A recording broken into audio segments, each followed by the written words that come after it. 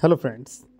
अगर आप कोई प्रॉपर्टी खरीद रहे हैं तो वहाँ पे आप डबल रजिस्ट्री से कैसे बचें।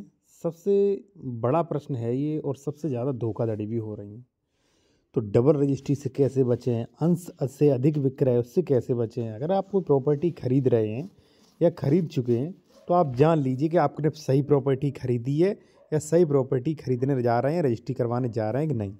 ठीक है, काफ़ी कुछ मैंने यहाँ पे आपके लिए बताई हैं, जानकारियाँ देंगे कि क्या क्या आपको चेक करना चाहिए। उससे पहले आप ये समझ लीजिए कि देखिए साथियों, जो अपना रजिस्ट्री विभाग है, जो अपना प्रॉपर्टी ट्रांसफ़र एक्ट है, वो ये कहता है कि भैया आप कोई ज़मीन खरीद रहे हो तो उसके संबंध में जानकारी जुटाना आपका कर्तव्य है। ना रजिस्ट्री विभाग की जिम्मेदारी होगी, ना आप कोर्ट में ये तथ्य देंगे कि मुझे जानकारी नहीं थी। यहाँ पे आप देख सकते हैं त्रुटि के लिए स्टाम्प एवं निबंधन उत्तरदायी नहीं होगा। और पूरा जो है उन्होंने अपना वो नोटिस भी निकाला है कि भाई आप ये चीज़ें चेक करिए, वो मैं बताऊंगा। ठीक है, अब डबल रजिस्ट्री कितनी हो रही वो आप देख लीजिए। एक चीज़ साथियों, और अगर आप कोई कानूनी सलाह लेना चाहते हैं तो हमारा कॉन्टैक्ट नंबर वीडियो के डिस्क्रिप्शन में मिल जाएगा।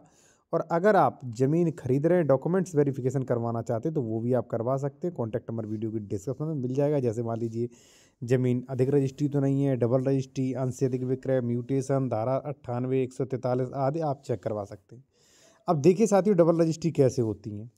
जैसे मान लीजिए ये रियाजुद्दीन पुत्र सत्तार खान ये थे, रजिस्ट्री संख्या 5307, इन्होंने 28 नंबर प्लॉट 36 गाटा संख्या में बेच दिया था।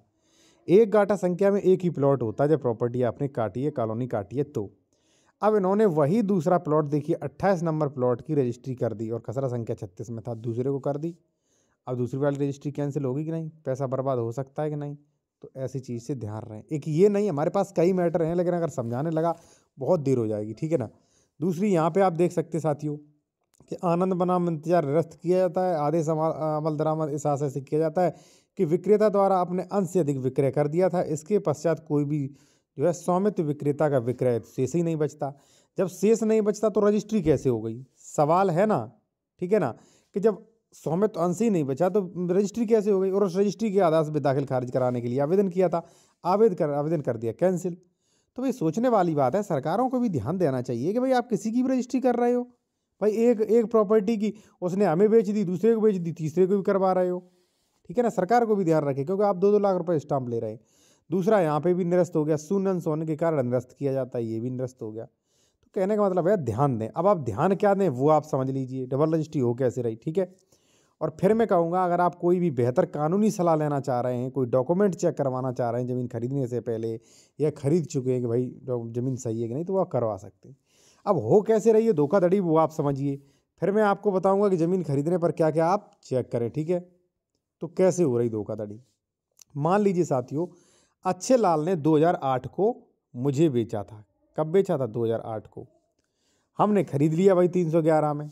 ठीक है, अब 2008 में खरीदने के बाद हमने क्या किया, खरीद के मैंने दाखिल खारिज नहीं कराया। जब दाखिल खारिज नहीं कराया तो अच्छे लाल का नाम जो है वो 2025 में आप देखेंगे, अभी 2025 में वीडियो बन रहा है, 2025 में देखेंगे तो उनका नाम आएगा। तो आप कहेंगे वाह ज़मीन तो सही है, अच्छे लाल का ही नाम है। लेकिन आप ये कैसे पता करोगे कि 2008 में इसने ज़मीन बेच दी है, ये भी तो पता करो। पता करोगे तभी तो होगा। तो सबसे पहले ये चेक करें कि भाई जिसका नाम है उसने पहले कभी रजिस्ट्री तो नहीं कर दी, किसी को वसीयत तो नहीं कर दी, किसी को दान पत्र तो नहीं कर दिया, किसी को एग्रीमेंट तो नहीं कर दिया, किसी को लीज तो नहीं कर दिया। ठीक है ना, ये चेक करें। उसके बाद आप खरीदें। अब होता क्या, 2008 में खरीदी थी हमने दाखिल खारिज नहीं कराया, खतौनी में इनका नाम आ रहा। अब आपने खतौनी देख के ज़मीन खरीद ली। जब आपने ज़मीन खरीद ली 2025 पे तो आपने दाखिल खारिज भी करा लिया। आप अभी शांत बैठे हो, कह रहे हो वाह मैंने ज़मीन खरीदी, कोई दिक्कत नहीं।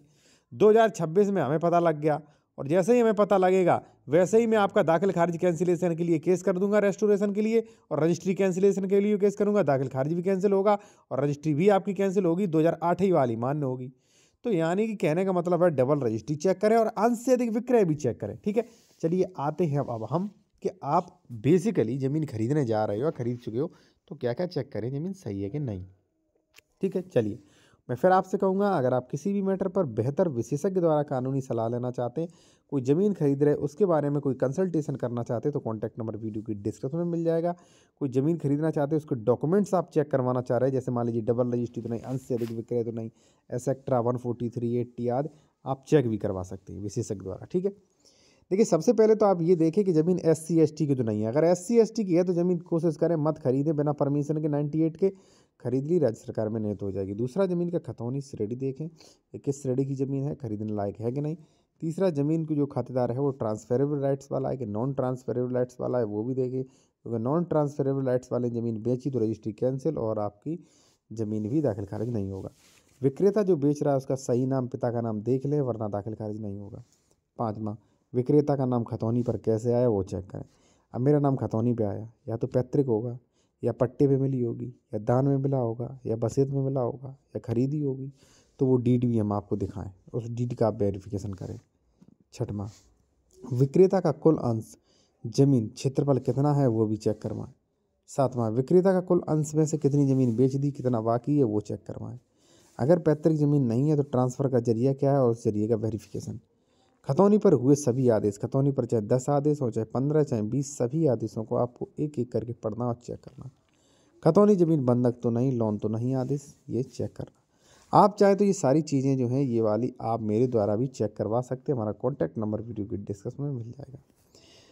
फिर आपको चेक करना है कि ज़मीन पर RCMS पे कोई केस तो नहीं चल रहा है, ये आपको चेक करना है। ये भी आप मेरे द्वारा चेक करवा सकते हैं। कॉन्टैक्ट नंबर वीडियो की डिस्क्रिप्शन में मिल जाएगा। रजिस्टर में विक्रेता ने कितना खरीदा और खतौनी में कितना बेचा ये भी चेक करें। ठीक है, देखिए ये मैं इसलिए बता रहा हूँ कि रजिस्ट्री में विक्रेता में कितना खरीदा और खतौनी में कितना है।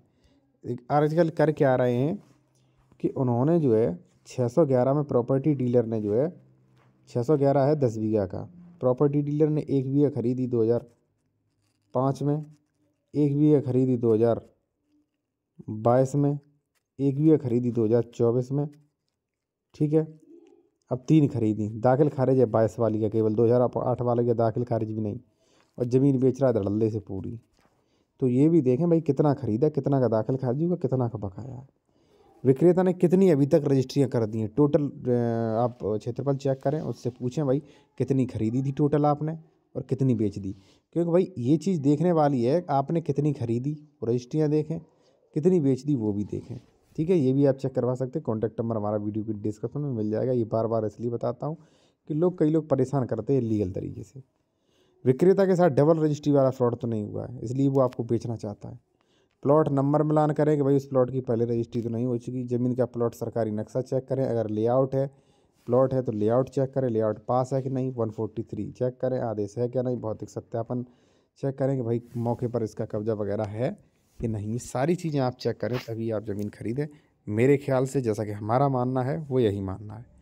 ठीक है, धन्यवाद।